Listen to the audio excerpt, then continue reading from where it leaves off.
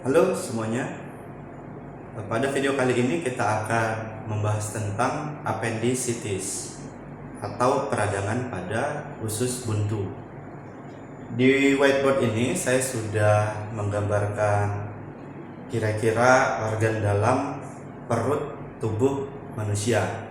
Ya, kenapa saya gambar ini? Karena ini untuk lebih memudahkan kita memahami apa itu appendicitis.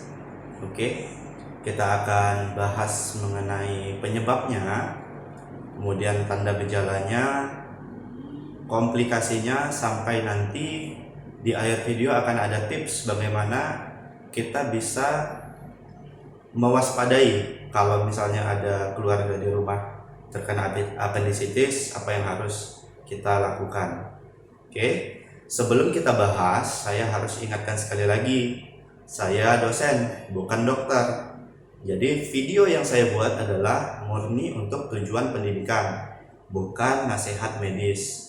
Ya, sekali lagi, ini bukan nasihat medis.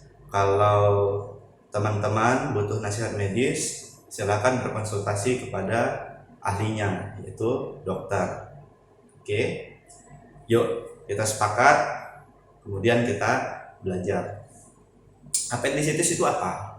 Appendicitis itu adalah appendi, itu berasal dari kata appendix. Appendix itu artinya usus buntu. Kalau ada ujung itis itu artinya radang. Jadi appendicitis adalah peradangan pada usus buntu. Di mana radangnya? Ya, ini saya gambar. Ini rongga tubuh. Jadi ini semua organ di dalam kita ini itu masuk di dalam namanya rongga peritoneum atau rongga perut. Ya, ini esofagus, ini ada liver atau hati. Di belakang liver nih begini bentuknya nih. Itu ada empedu, kantong empedu gitulah kira-kira ya. Bahasa Inggrisnya gallbladder. Ini lambung. Di belakang lambung di sini saya bikin titik-titik saja ya. Ada satu kelenjar namanya pankreas.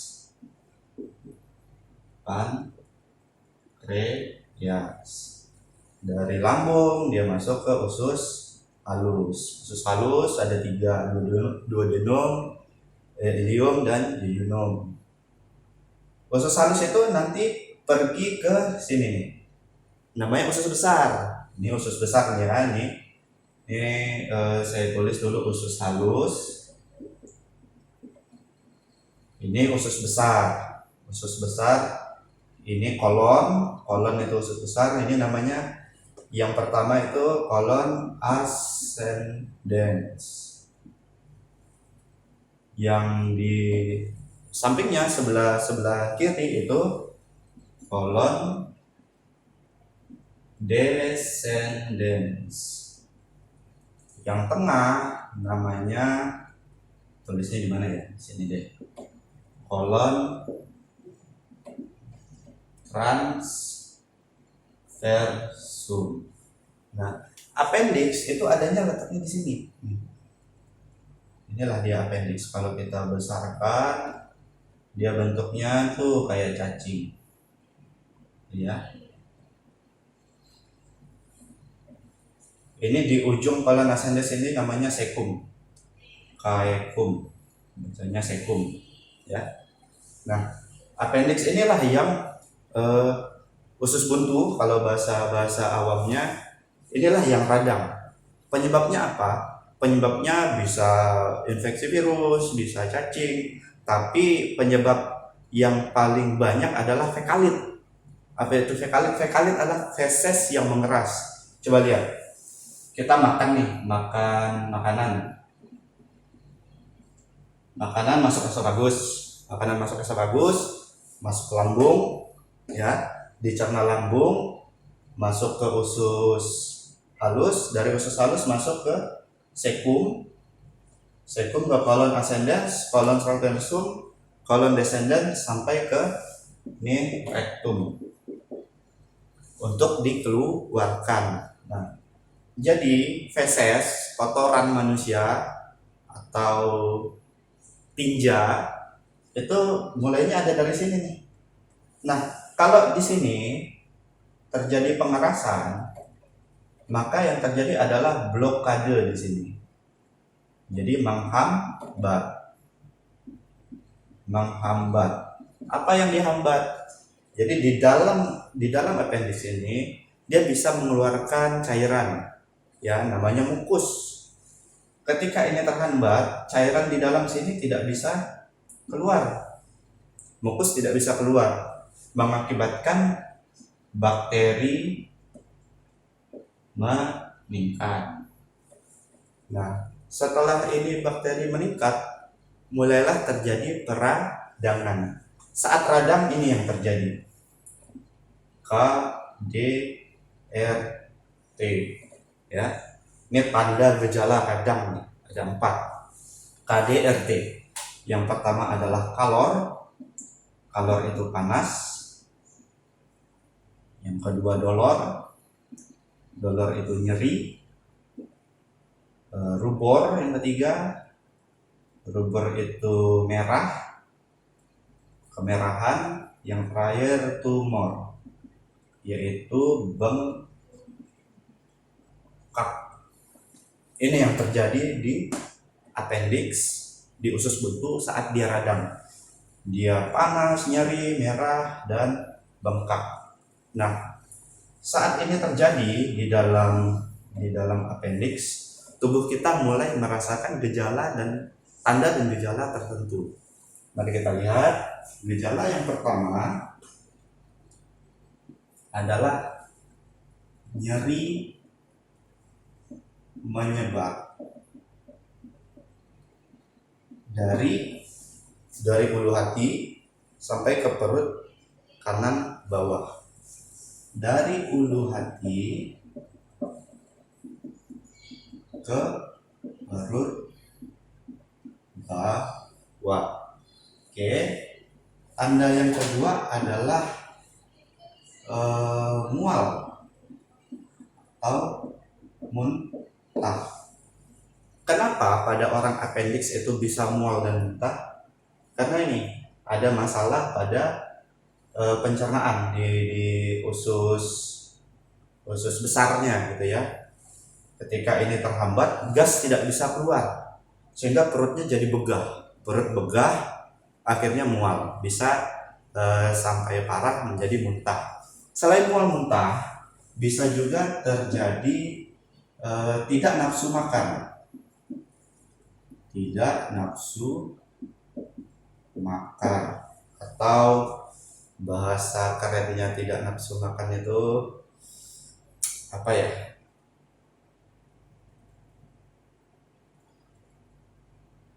Saya lupa ya.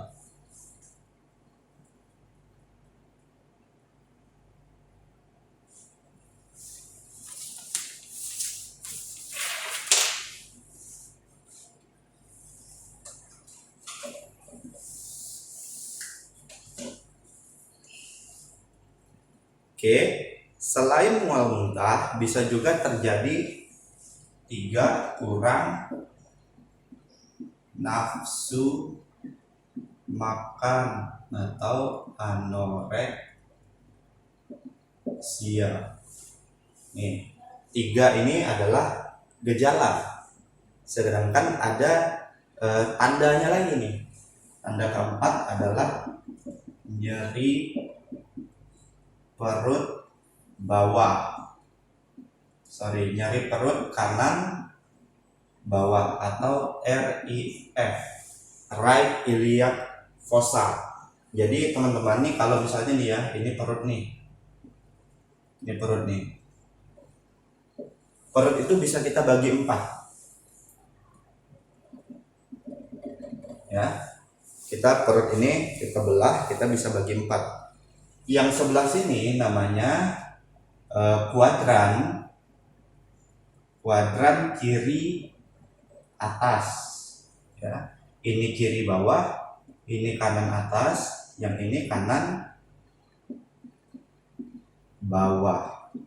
Selain dibagi 4, bisa juga kita bagi 6, ya. Bisa dibagi 6 perut itu. Nah, inilah yang disebut RIF atau right kanan iliac fossa, ya. Jadi pada appendix, nyeri yang khas itu ada di perut kanan bawah atau di RIF, right iliac fossa. Oke. Nah, itu tanda yang keempat, yaitu nyeri perut bawah atau di RIF. Yang kelima, nyerinya lepas. Apa itu nyeri lepas? Bedanya apa dengan nomor 4? Nyeri pada perut perut kanan bawah. Kalau nomor 4, nyeri perut kanan bawah, kita tekan terasa sakit. Nyeri lepas, kita tekan sakit, kita lepas masih sakit, itu namanya nyeri lepas, ya. Yang keenam adalah demam lebih dari 37,5 derajat Celcius, demam. Nah, tiga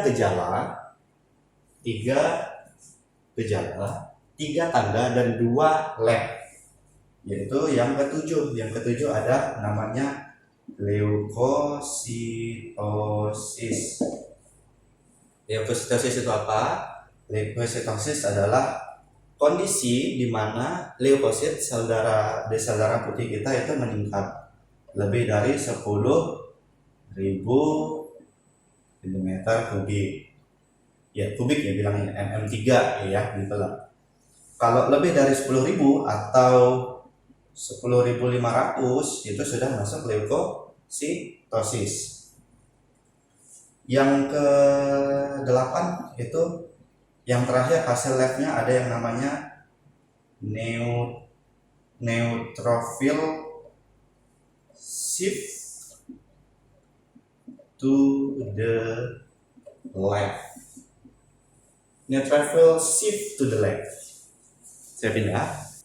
Jadi apa itu neutrophil shift to the left? Itu adalah kondisi di mana terjadi peningkatan sel darah putih neutrofil, sel darah putih muda, ya.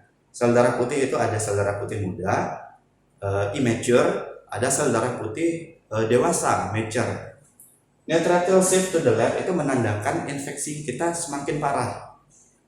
Jadi karena infeksi semakin parah, maka sel-sel darah putih yang muda juga ikut dilepas dan menyerang infeksi tersebut. Kita ibaratkan sedang suasana perang. Jadi satu negara perang, tentaranya udah habis, mau nggak mau remajanya ikut disuruh perang. Nah, itu neutrophil shift to the left, ya. Jadi ada 8 tanda dari appendicitis. Oke, tadi saya hapus dulu biar kita fokus dengan tanda 8 tanda gejala dan hasil lab ini, ya. 8 tanda dan gejala ini, ya teman-teman, itu bisa kita kasih skor, ya. Jadi begini caranya.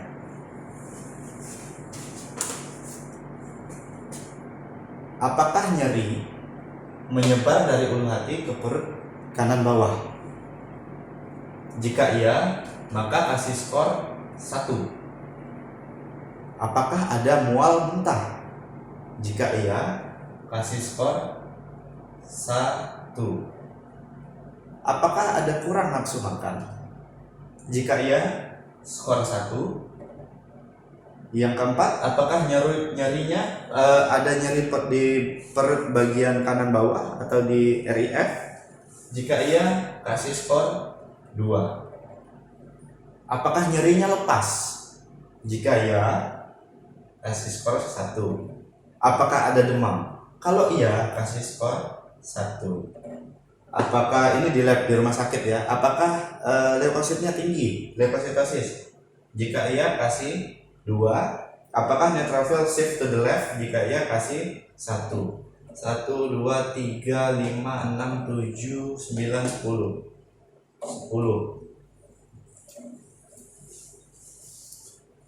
10 skor ya, ada 10 skor. Ini kesimpulannya. Kalau nilainya 1 sampai 4 dari hasil kita bertanya tadi, ternyata kita cuma mual muntah, kurang nafsu makan, sisanya enggak, berarti skor kita 2 kan. Berarti sangat mungkin bukan appendicitis ya. Sangat mungkin bukan APP. Kalau skornya 5 sampai 7 sangat mungkin APP. Sangat mungkin APP. Jika skornya 8 sampai 10 mungkin pasti APP ya. Kalau ini 33% APP, kalau ini 63%, kalau ini 93%. Nah, ini namanya Alvarado score. Alvarado score adalah sistem scoring yang diciptakan oleh para peneliti untuk mengkaji seseorang, apakah seseorang terkena appendicitis akut atau bukan. Jadi ini bisa untuk mendiagnosis appendicitis ya. Tapi kalau di rumah sakit tergantung dokternya. Biasa ada yang minta juga pemeriksaan CT scan, ada yang minta juga diperiksa MRI, yaitu kembali ke masing-masing tenaga medis di rumah sakit, karena itu kewenangan mereka. Kan dokter juga nggak mau kalau dia salah diagnosa, jadi dia harus tahu benar-benar itu pasti appendix, baru nanti akan dilakukan penanganan. Nah, penanganan di rumah sakit itu ada 2. Yang pertama adalah appendektomi. Yang kedua adalah laparoskopi. Laparoskopi appendektomi. Appendektomi itu perutnya dibelah, appendix diambil, dijahit lagi ya. Kalau laparoskopi appendektomi, ini perut, ini pusat nih ya, dikasih lubang 1, itu dimasukin alat, namanya alatnya laparoskopi. Itu bentuknya selang, di ujungnya ada kamera, nanti itu bisa dilihat di monitor. 1 masuk, dilihat apakah benar-benar usus buntunya itu radang gitu. Kalau memang iya, dibikin lagi 2 lubang. 1 lubang untuk, ini kan appendixnya, 1 lubang untuk menjepit appendixnya ya, dijepit. 1 lubang lagi untuk memotong appendixnya, alat untuk memotong appendixnya sekaligus menjahit. Jadi ini sudah lepas, ini diambil, dibuang gitu ya. Jadi ada appendektomi, ada laparoskopi. Jadi nanti setelah tindakan ini kemungkinan akan ada observasi di rumah sakit, observasi kemudian dikasih obat lain, obat nyeri, antibiotik dan lain-lain, tergantung dokternya. Itu obat sampingan saja. Nah, itu kita sudah bahas tentang appendicitis ya. Sekarang saya mau kasih tips. Kira-kira kalau di rumah kita bisa tahu kita kena appendix itu bagaimana? Appendicitis bagaimana? Dan bagaimana kita caranya supaya jangan sampai terkena komplikasi dari appendicitis. Oke, saya hapus dulu.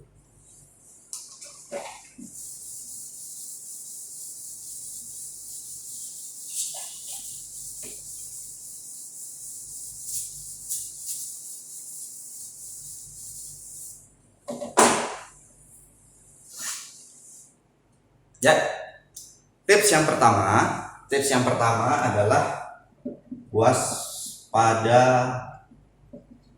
nyeri perut kanan bawah atau RIF. Tadi kita sudah belajar yang mana perut kanan bawah, yang mana RIF. Itu sama aja, kanan bawah lebih besar, RIF lebih kecil. Kalau nyeri di situ maka waspada. Yang kedua, jika nyeri, lakukan pemeriksaan. Yang tadi yang 8, duanya kan lab ya. Jadi yang 6. Yang 6 itu boleh dipakai, atau kalau suka lupa ada satu pemeriksaan namanya Rovsing sign.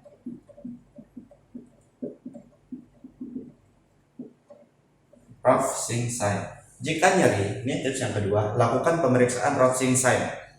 Bagaimana pemeriksaan Rovsing sign? Pemeriksaan Rovsing sign itu, ini kan nyerinya ada di sebelah kanan. Kita simpan tangan kita di sebelah kiri, kita tarik ke dalam pakai tangan yang satunya. Kalau yang nyeri sebelah kanan, Rovsing sign positif, maka kemungkinan appendix ya. Rovsing sign, nyerinya sebelah kiri. Kalau ditekan jelas nyeri. Jadi Rovsing sign itu ambil di bagian kiri, di tempat yang seberangnya yang sakit, ambil pakai tangan yang satunya, tarik ke dalam. Kalau yang di sini yang sakit, Rovsing sign itu positif, maka waspada. Yang ketiga, jangan minum obat nyeri. Saya kasih 3 tanda seru. Sampai ya? Jangan minum obat nyeri. Kenapa? Karena kalau kita nyeri di perut kanan bawah, nyeri perut kanan bawah di RIF, Rovsing sign-nya diperiksa sudah ya benar di situ sakitnya, jangan minum obat nyeri. Karena kalau kita minum obat nyeri, nyerinya hilang, tetapi radangnya masih. Ya, jadi kita hanya menunda masalah saja, bukan menangani apa yang menjadi penyebab nyeri tersebut. Kalau misalnya nih, kita nyeri perut, ternyata appendix, kita nggak tahu appendicitis, kita minum obat nyeri hilang, nyeri lagi kan, setelah beberapa jam minum lagi, hilang, nyeri lagi, kita minum lagi, nyerinya hilang, appendixnya tambah besar, appendixnya tambah bengkak, tambah radang, semakin parah, sampai suatu saat dia pecah. Jadi appendix itu nggak mampu juga dia nahan tekanan, karena tadi air nggak bisa keluar, bakteri aktivitasnya meningkat, gas di situ meningkat, pecah. Yang tadinya infeksinya hanya di appendix, akhirnya menyebar ke seluruh rongga perut. Itu namanya perforasi. Jadi appendix itu kalau sudah perforasi bisa menyebabkan radang rongga perut, atau yang kita kenal dengan peritonitis. Peritonitis itu sangat berbahaya, jadi bisa juga sampai menyebabkan kematian. Jadi tips yang ketiga adalah jangan minum obat nyeri, ya. Maka kita bawa keempat nih, segera ke rumah sakit. Jangan ke tempat yang lain, ke rumah sakit, langsung pergi ke rumah sakit. Kenapa? Karena appendicitis itu termasuk penyakit gawat darurat. Bahkan BPJS Kesehatan sekalipun mengatakan appendicitis ini adalah penyakit gawat darurat. Jadi kalau teman-teman misalnya amit-amit kena appendicitis, atau ada tetangganya atau keluarganya gitu ya kena appendicitis, maka langsung bawa ke rumah sakit. Jangan dibawa ke puskesmas, jangan dibawa ke klinik, langsung ke rumah sakit. Caranya tadi, perhatikan ini, 4 ini tips dari saya, ya. Segera ke rumah sakit, jangan takut, lebih baik kita tahu lebih dini daripada menyesal nanti, ya. Jadi jangan takut ke rumah sakit, apalagi kalau sakitnya sudah parah, nyerinya sudah parah, langsung bawa gitu. Oke, mungkin sekian saja pembahasan kita pada video kali ini. Mudah-mudahan teman-teman bisa mengerti tentang appendicitis. tentang tanda gejalanya, tadi kita sudah bahas penyebabnya, sampai dengan komplikasi, dan tahu bagaimana cara penanganan atau mewaspadai apendisitis di rumah. Semoga bermanfaat. Sebelum saya tutup, saya ingatkan bahwa saya akan membuat konten-konten seperti ini lagi. Jika teman-teman tertarik dengan informasi seputar kesehatan, saya membahas tentang hukum kesehatan, kondisi kegawat daruratan penyakit, prosedur tindakan medis akan ada nanti, sampai manajemen kebencanaan, karena saya mengajar keperawatan gawat darurat dan manajemen bencana. Kalau teman-teman tertarik dengan subjek-subjek tersebut atau hanya sekedar penasaran, ingin tahu lebih lanjut, mau belajar, mari kita belajar sama-sama. Silahkan subscribe kanal YouTube ini. Oke, mungkin sekian saja video kali ini. Terima kasih sudah menonton. Sampai jumpa di video selanjutnya.